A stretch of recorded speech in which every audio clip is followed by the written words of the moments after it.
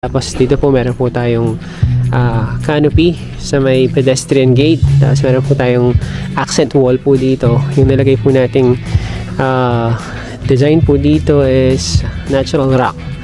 Yan, magkakaibang size po. Yan, nilagay po natin siya dito para magkaroon po ng accent. Tapos nilagyan po natin ng wall lamp dito sa may gitna. Yan, kapag gabi po, napakaganda pong tignan ng mga natural rock pag naiilawan po ng wall lamp. Tapos ito po yung pinaka main door. Itong area po na to. Tapos meron po tayong opening dito. Mabasahin po natin itong kahoy po na to. Letter S po to. Yan, letter S yan.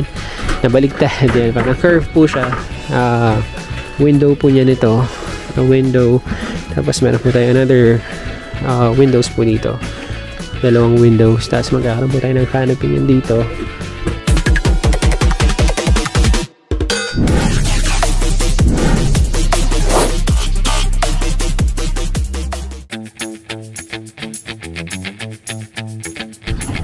Pinagpalang araw po sa bawat isa. Welcome back po sa ating channel and welcome back po sa Blessed Builders. Mga ka-Blessed, check po nating update sa site po natin dito po sa may Concepcion.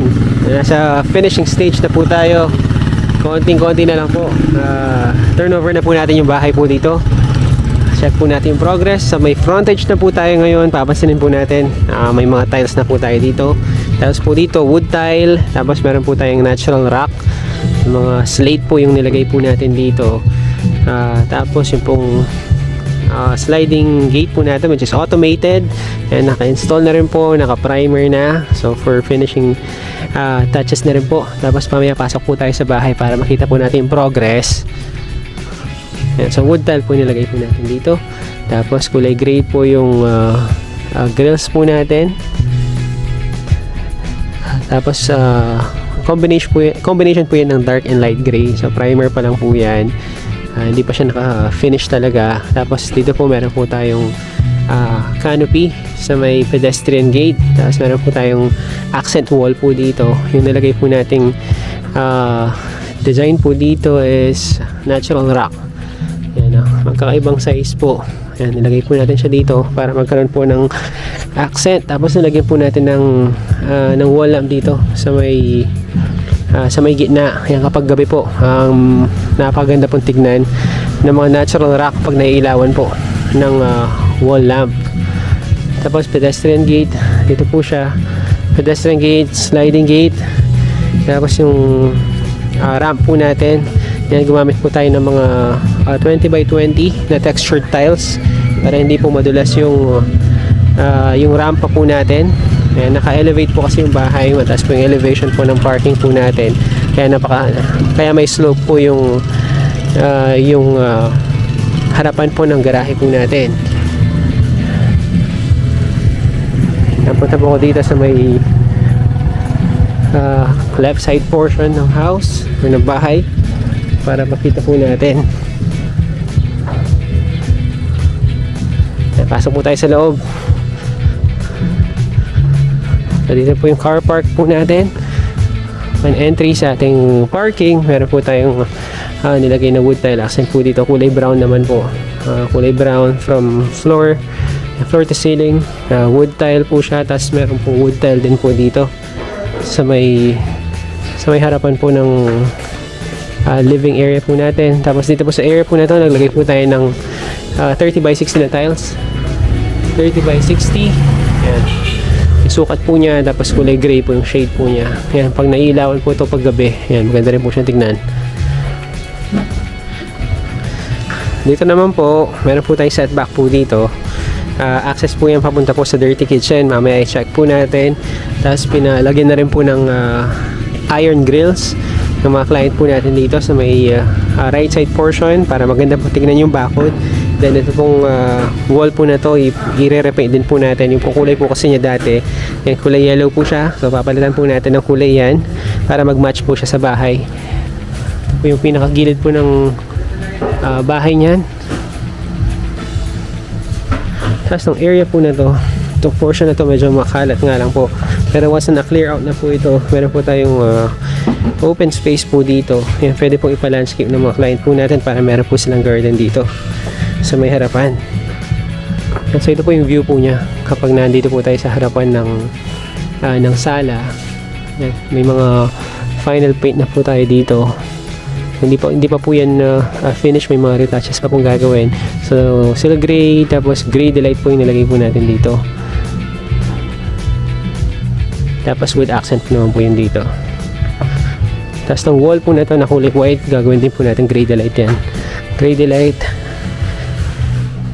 Tapos another space po yung meron po tayo dito. Space naman po yan, pwede pong gawing storage sa dulo since naka firewall po tayo sa pinakalikuran. Open space pa po yung dito, pwede pong gawing storage ng mga client po natin. Tapos yung bakod po, pinalagyan na rin po ng grill sa may itaas para uniform po siya sa kabilang bakod.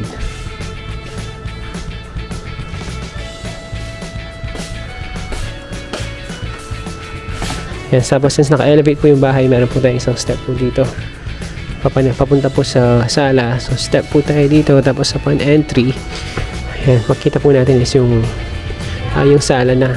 Tapos yung door po natin dito, solid mahogany. So ganyan po yung natural state po niya pag hindi pa po siya naka-finish, pero babarnisan din po niyan yan para gumanda po siya lalo. Ayan, tapos stainless po yung mga gamit po nating mga knob. Ayan, so upon entry, initial paint na po yun dito, by initial coating. Kulay po na ginamit po natin dito is cream po siya, pero yung coat po niya is whitewash. So close po siya sa alabaster, pero mas darker po ng konti yung whitewash. So ganyan po yung kulay niya, parang American color po siya, American home color.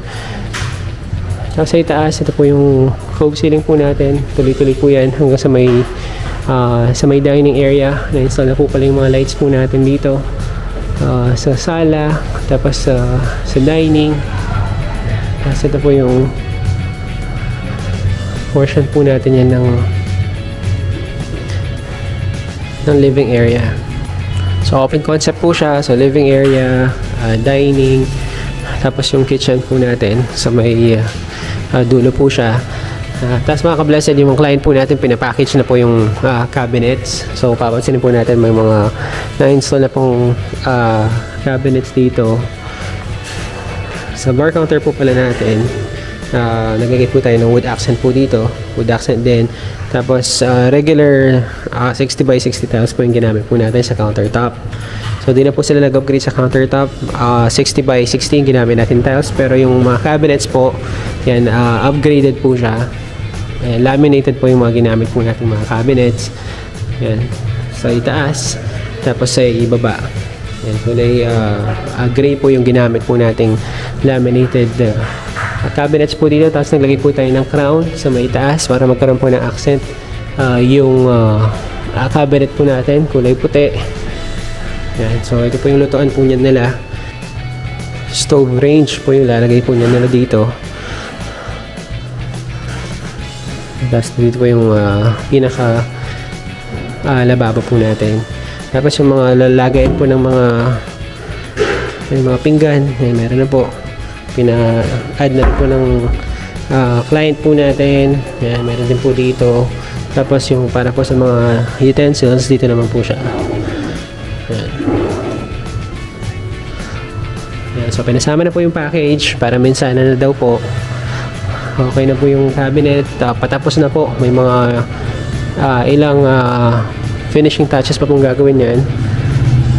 Tapos sa mga rooms naman po tayo. Ayan. Sa mga room naman po, yung mga door na ginamit po natin dito is ordinary doors. Yan, pero i-finish po natin yan. So ito po yung middle room. Middle room. Tapos yung pong master's bedroom, dito po siya. Master's bedroom. Tapos ito po yung banyo ng master's bedroom. Tapos common CR, dito po siya. Common CR. Tapos yung pong pangatlong room. Yan, room po ng mga boys. Ito po siya. Tapos palang ginamit po natin mga kablaset, kulay white. Yan, all throughout the house po, sa loob, kulay puti po. Para mas maluwang tignan. Yan, ito po yung view po natin if nasa backdoor po tayo. Open concept layout. So, ito naman po, yung pinaka-backdoor po natin, solid mahogany door din po yung ginamit po natin dito. So, meron po tayong maluwang na dirty kitchen po dito. Dirty kitchen, laundry. Yan. Pwede na pong gawing storage. Yan, meron po tayong extra space po sa ibaba. Tapos itong cabinet po na to, yan, ito po yung lumang cabinet po ng mga client po natin dati. Sa dirty kitchen nila. So, pina-repaint lang po nila. Tapos, in-install po natin. Yan, kulay brown po. Yan, sayang naman po. Solid wood po kasi yung wood nila dito na ginamit nila. Yan, kaya ni-restore po siya. Kaya pininturahan po ng chocolate brown. Yan, para po ma-enhance po yung itsura po niya. Yan, nilagay po natin siya dito. In-install po natin.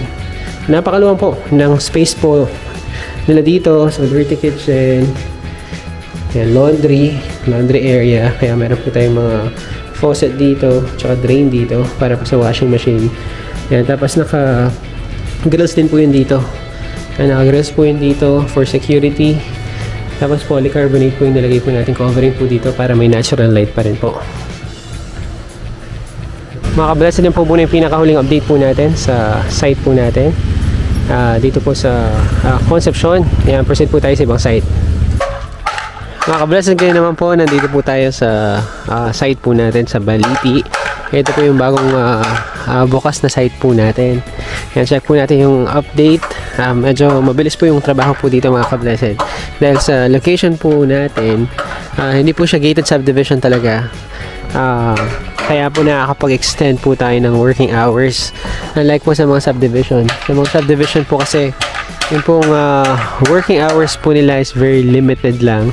Usually po hanggang 4:30. Yung iba po 5 PM.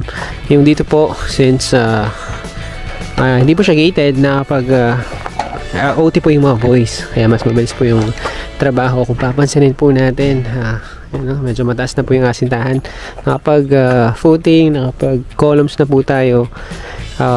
Nakapag beam na rin po tayo. Nakapag beam na rin po tayo sa ibaba. So papansin po natin, litaw na po yung mga bintana, yung mga windows po natin. Pasok po tayo para makita po natin yung progress. At before po ako pumunta sa loob, pakita ko lamang po sa inyo yung perspective ng project po natin dito. So ito, flash ko po sa screen yung pinaka perspective, yung papansin po natin. Hindi po siya usual design ng mga ginagawa po natin. Ito po yung special request po ng client po natin. So ito po yung perspective po natin, pero may mga modification po tayong gagawin sa ginawa po natin perspective. Susundan po natin yung mga request po, special request po ng mga client po natin. Binabati po natin ulit yung mga client po natin from Australia, si Ma'am Rose and kay Sir Ed. Yan, maraming salamat po sa pagtitiwala po sa Blessed Builders. And hopefully matapos po natin na itong project po na to in few months time. And then alam ko po after po nun, mag-schedule po ng pag-uwi. Yan, si Ma'am Rose at si Sir Ed. Yan, para po sa formal turnover po ng bahay. Kung papansin po natin, ito po yung pinaka-frontage po niya ng bahay, pinaka-facade po ng bahay. Yan, ito portion po na ito po yung pinaka-parking area. Tignan po natin kung makapasok po tayo. Yung po palang elevation po ng bahay dito, nasa 120 from natural ground. Yan, ito yung po sinundan po natin. Elevation po dito, yung elevation po ng drainage. Yan, ito po yung drainage, tapos ito po yung road. So, ang ginawa po natin from drainage, nasa 60 centimeters po yung elevation po ng bahay. Pero kung susundan po natin yung natural ground, nasa 120. Kaya medyo mataas po yung mga asintahan po natin yan. Tapos tatambakan po yan yung pinakaloob po ng lot. So, papasin po natin, ito po yung parking, 1-car parking. Tapos ito po yung pinaka main entrance po niyan. Main entrance ng bahay. Ayan. Main entrance. Ayan. So ito po yung receiving yan. Tapos ito po yung pinaka main door. Itong area po na to. Tapos meron po tayong opening dito. Mapapansin po natin itong kahoy po na to. Letter S po to. Yan, letter S yan. Nabaligtad yan. Parang curve po siya. Window po niya nito. Window. Tapos meron po tayong another windows po dito. Dalawang windows. Tapos magkakaroon po tayo ng canopy yan dito. Tapos yung parking natin, parking area, 1 car parking. Tapos meron po tayong access yan dito, tayong access sa gilid papunta po sa may likuran. Tapos itong area po na to, meron din po tayong access yan dito. May pintuan po tayo dito sa may area na to. Pasok po yan tayo dito. Ayan, tingnan po yung lalim po ng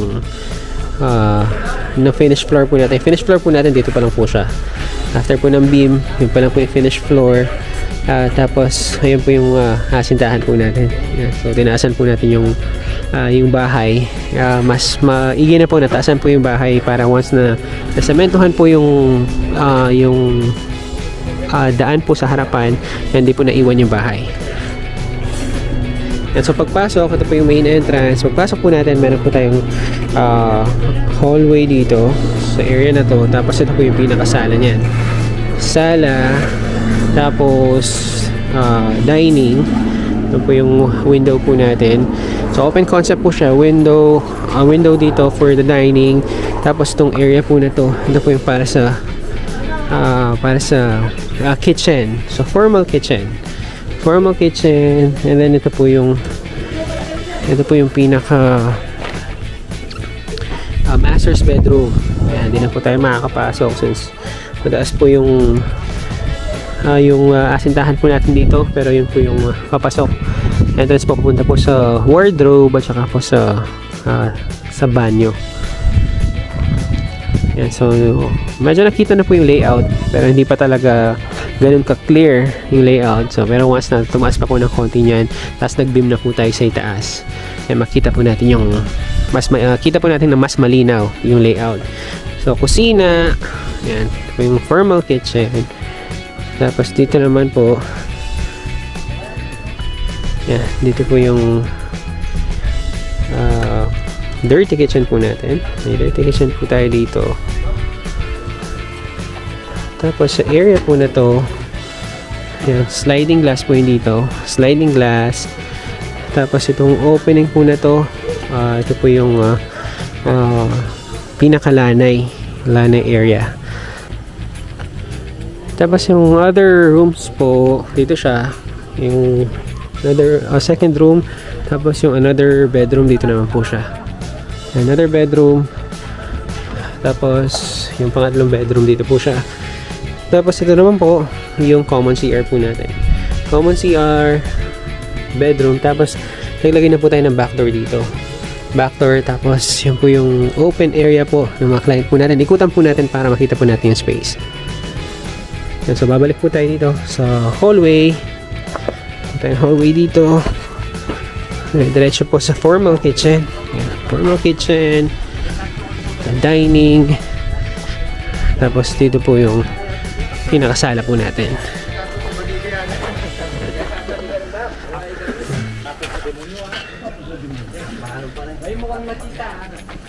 Yan, tapos meron po tayong gate nyan dito sa portion na to.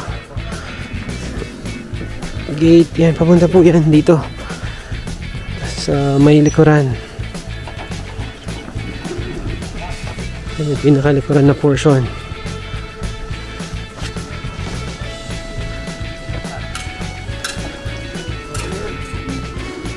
Video ako pa na, okay mo? Yan, ito po yung pinakalikuran na portion. Yun po yung backdoor kanina. Backdoor, so paglabas po ng mga client po natin sa backdoor po nila, itong area po na to, yan, open space pa po siya. Kung gusto po nilang mag-garden dito sa area na to, tapos hanggang dito po.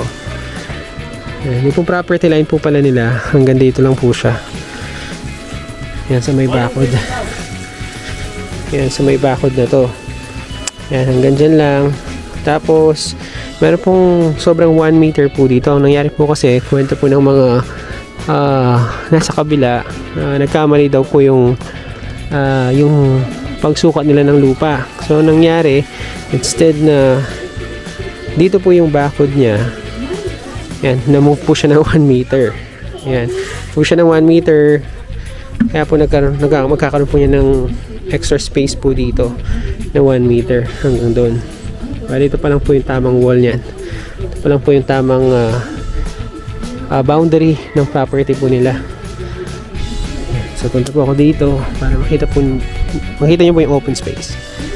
Yan, bakod po niyo yun dito, bakod, tapos open space. Yan, open space po yun dito.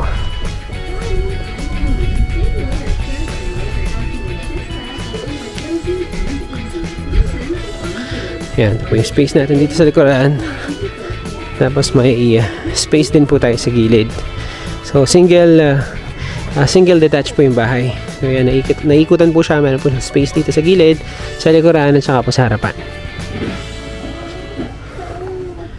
Tapos wala pa pong linya ng tubig talaga dito, mga ka-blessed. Kaya nagpalagay po tayo ng jetmatic, nagpalagay po tayo ng poso. Yan, ito po yung gagamitin po ng mga client natin yan, para meron po silang water supply po dito. Tapos if nandito po tayo sa likuran, yan, kitang-kita po yung view po ng Arayat. Yan, pag nandito po tayo, yan, so yan po yung view ng Arayat. Tamang-tama eh. Gusto pong yan, magstay po dito ng mga client natin sa kapag ganitong oras, kapag hapon.